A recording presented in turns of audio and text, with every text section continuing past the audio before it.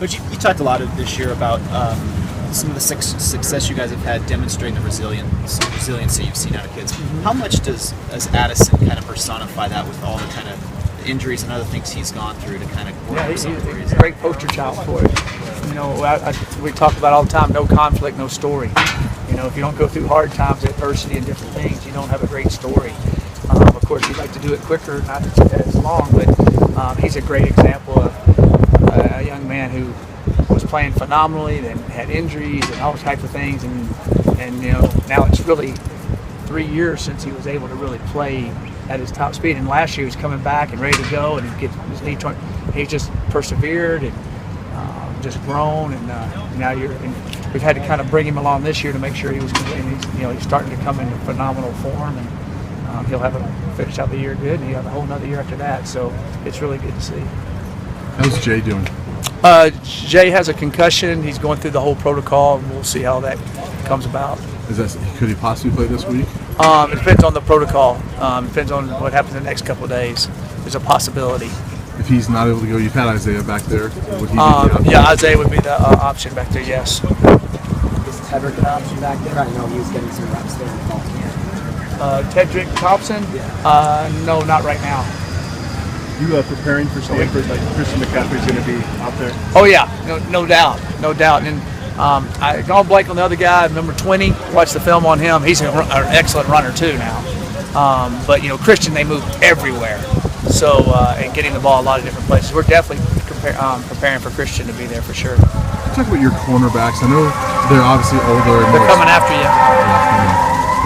So I got to get them quick. Okay. I know they're older and more experienced, but technically, what are they doing that's better in their pass coverage this year? Well, they did decent last year, and they're making plays. And then of course our receiving core has gotten better. So when your competition in practice every day has gotten better, then you get better. So that's a combination of how that happens, and so I think their competition in practices has made them get a little bit better, and then they're older and they're a little stronger and they're not as nervous sometimes, and they've seen things over. So I think that helps a lot, and we're getting good pass rush too, and so that's been a big help. How much? Obviously, those two groups help each other, but how much does that allow you guys to do more things up front when they're covering like they are? It allows you to do that. You can, we can blitz a little more because they can cover well, and then they're doing a good job when we're not blitzing in coverage. So they work hand in hand. It works hand in hand. Mike, after watching the film the other night, how did your defensive line look against that Arizona State running game? They did really well. They were very stout in there. Our linebackers stood up. Excellent. We had the one play where the ball bounced out where we didn't contain it. That really wasn't the inside's fault.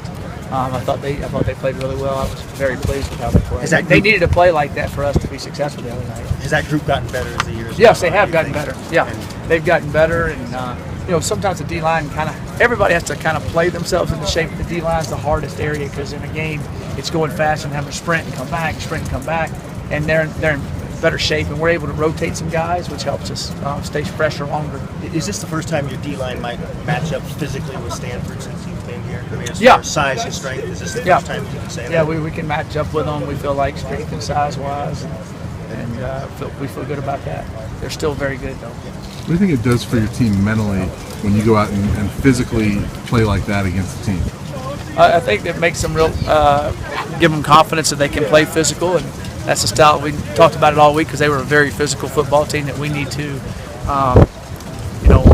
outmatch, I guess is the best way to say it. They're physical because they were going to bring it. We had to one-up them, and I feel like we did do that in that game. And we're going to have to definitely do that this Saturday. We have to one-up Stanford, and they're going to try to one-up us. I mean, they're a physical football team. You say they're about as physical as anybody you face in the Pac-12. Yeah, they are. The last year, they were definitely the most physical team we faced up front in the Pac-12. But you guys have only given up 2 touchdowns all this season. What does that say about your defense? It says a lot. They're playing really well. And our offense is clicking so well in the state of Colorado. When we play in the state of Colorado, we're clicking so well that our momentum's rolling, and then the offense is clicking, and the defense gets to sit there for 3 minutes, and then go back in, and there's not a lot of 3 and outs and that type of thing. So that's helping our defense stay fresh too. But they played really well.